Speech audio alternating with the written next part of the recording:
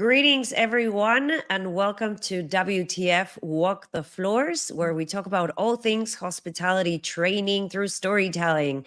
I'm Michèle Kline with Kline Hospitality, and I'm joined with Stephanie Ledger from First Rate Hospitality. Stephanie, how are you, and who is visiting us today? I'm doing well. Nice to see you again, Michèle. And I'm so excited to introduce that we have Kevin Carey, who is the Interim President and CEO for AHLA, on as a guest with us. So this is great. So wonderful to have you, Kevin. Thank Good you to for see you being on the both, show. Michèle and Stephanie. Great to be with you. Thank you. So let's jump right in it. So Kevin, if you could just enlighten our viewers and listeners more about your career background of how you got to where you are now. Well, sure. And again, terrific to be with both. I think it was the hospitality show last year in June in Las Vegas where I saw you both. So hopefully we'll have more occasions over the next 12 months to see you more regularly. But by way of background, I actually just passed a milestone of my 7th year with AHLA and joined the organization in mid-2017. And it's just been a terrific experience to work with this outstanding industry, our team, and so many wonderful organizations and leaders who are so actively engaged in advancing this industry. Prior to that, I spent over 25 years with American Express Company in a variety of roles, starting in Washington, D.C., working in public policy and communications, and then went through a number of business roles on the commercial side of the business in the company's card and travel and merchant businesses. Throughout that, I had a number of occasions to interact with the travel and tourism industries, and also with the lodging and the hotel industry, mainly on the brand side. But it's been just a terrific experience to get to know all segments of this outstanding industry. And that's just a little bit of the background about me and how I got to AHLA. That is so wonderful. And thank you for your 7 years of service with our beautiful industry. So, Kevin, based on what you envision for the association and its members, what changes can members of AHLA expect under your leadership? What are you thinking? Well, as I said, I've been part of the team for 7 years and have worked closely with my outstanding colleagues and our dedicated and highly engaged board members who really take such an active role. You know, all of our board members have significant day jobs, but they serve in a volunteer capacity to provide their thought leadership and direction and counsel for the industry. And so when I think about where AHLA is going, it's really our focus on how do we advance the industry through the work we do both through AHLA and through our AHLA Foundation, which is a huge asset and resource for us. So it's really about advancing the industry on an advocacy basis, from a public policy basis, putting a strong membership value proposition together, and ensuring that we're working to promote this industry and to ensure that we have the workforce that we need for today and for tomorrow. So our strategic plan really guides us, and my role is to work with our team and our board to ensure that we're executing against the strategy that the board has established for us. Great. Thank you.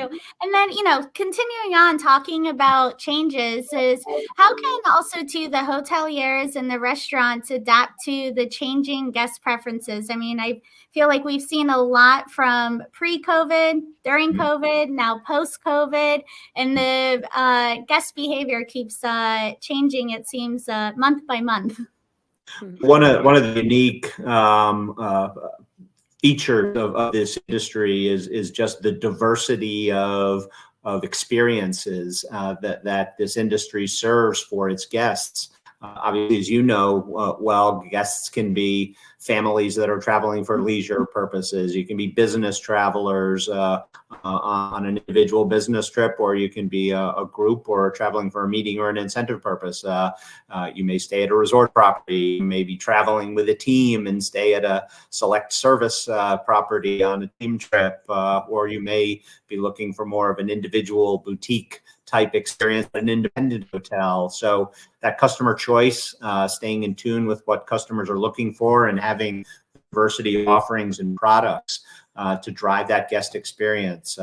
Technology is playing such an impactful role right now of how guests want to both shop and book for their travel and how they want from an on-site guest experience overall. So there's so many different dimensions to the industry, its offerings, and keeping very close to customer choice and how their expectations and requirements change over time. So I'm always just so impressed with how our member companies and at a property level and owners and the brands can flex and be nimble to meet those changing customer requirements.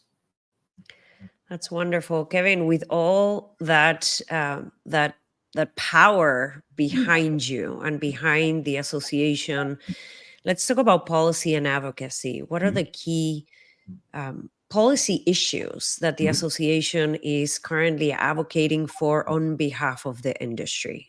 Yeah.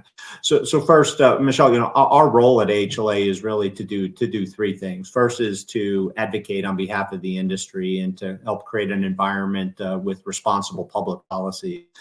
We also work actively to promote the industry with key stakeholders, whether it's elected officials, the media, others who follow the industry. And finally, we act as a convening entity, bringing all segments of the industry together. We're always going to be strongest when we speak with a single voice and act as one. Within that, as it relates to policy level, which is probably what we're most identified for, our work is to produce outcomes. And if you think about what we're trying to do on behalf of the industry is help ensure that the public policy environment allows the industry to operate on a profitable basis, that you have a transaction environment that's supportive, that the industry is able to access its workforce needs both on an immediate and a long-term basis, and also operates on a competitive playing field. So whether it's tax issues, looking at alternative accommodations or short-term rentals, or the role that the government can play in help to address the workforce shortage, you're going to see our teams active, speaking on behalf of the industry, working with members of Congress, the federal agencies, and at a state and local level, and increasingly as well, where any cross-border issues start to emerge that have an impact on the industry. So it's a complicated role, and given the industry diversity and the range of issues facing us, it keeps us very active. But those are some of the elements where we're going to be most centrally focused. Nice. Mm-hmm. And continuing on, speaking, I know with the advocacy and government policies, but, for the environment as well, and with sustainability and a lot of incentives of hotels trying to go more green, how is AHLA pushing to seeing how hotels and showing support on the sustainability side of things?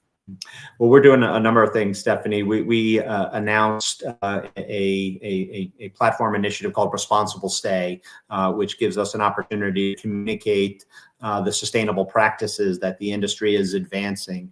It's also an opportunity for our member companies, regardless of your size, remembering as well that they're smaller properties or individual owners or independents who don't have the resources of some of the global brand companies who are at a different point in their journey on sustainability and looking for research or how to get started basis around that. So Responsible Stay is a platform initiative that we've been advancing.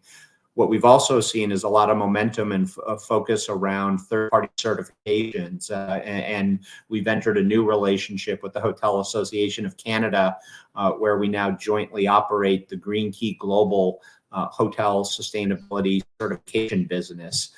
We've been in that business together with the Hotel Association of Canada since April of this year, and it really speaks to the momentum that we see in the marketplace around travelers who are looking for validation of sustainable business practices at a brand or at a property level. So we see just a lot of building interest around this issue area from consumers, from business travelers, and from group requirements as well. So we suspect this is going to be an important area for us to focus on, not only on a policy basis, but also through this new cooperation on a member service basis as well.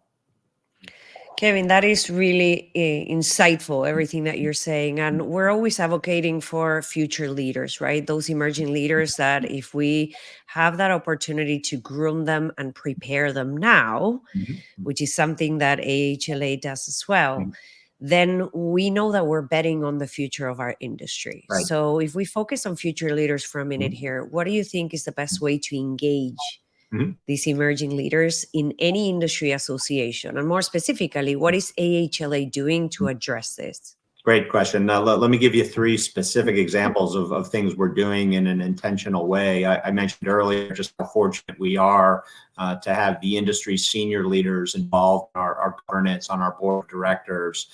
We created a whole regional series of events called the Hospitality Show Regional Events, where we're connecting with local GMs, owners in key marketplaces, individuals who are significant leaders and engaged in their market, but giving them some exposure to the national issues that AHLA is working on as well.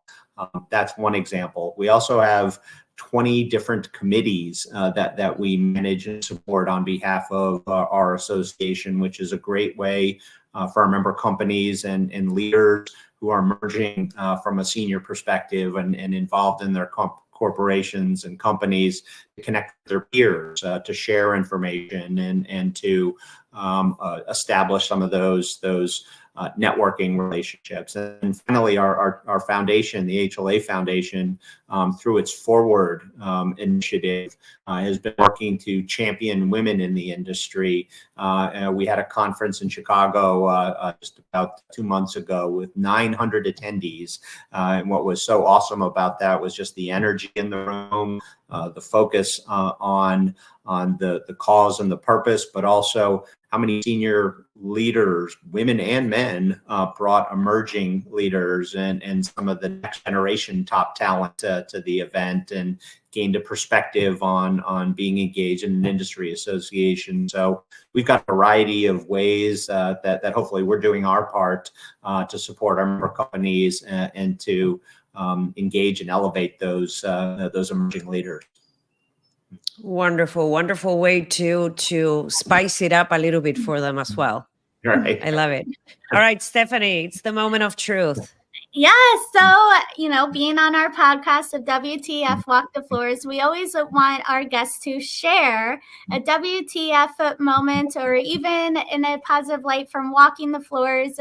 I know you're on the road a lot, promoting hospitality into the different regions. So please share your story, Kevin.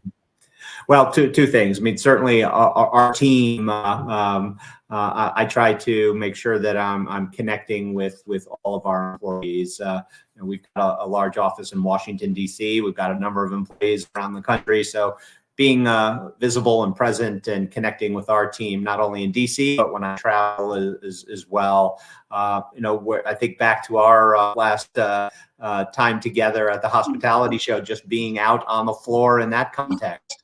And meeting with our exhibitors and the attendees for the conference is such a great way. But one of the things I always try to do is watch other leaders, and I can think of some of our member companies and senior executives who run regions for their organizations who just make it such a point and a priority to be on property, to meet with the GM, to meet with the front desk staff and housekeepers as well. Those personal connections are so important. So walking the floor at a variety of levels is just essential to keeping connected to your associates and employees. So those are sort of the things I try to do personally and try to watch and learn from people I respect. Kevin, do you remember one moment where you thought this cannot be happening? Maybe you were a guest. What was that moment? No naming, no brands need to be named. Oh man, you're putting me on the spot right now. Nothing immediately comes to mind, unfortunately. All right, great. Well, thank you so much, Kevin, for sharing your insight, for giving our viewers and our listeners an opportunity to understand where the association is going and how you've left an imprint in those 7 years and what you can do as you move forward in this role. And hopefully this is an invitation for everyone out there to explore the association and to walk the floors, because that's where we make the magic happen. Thank you so much. Thank you. Thank you.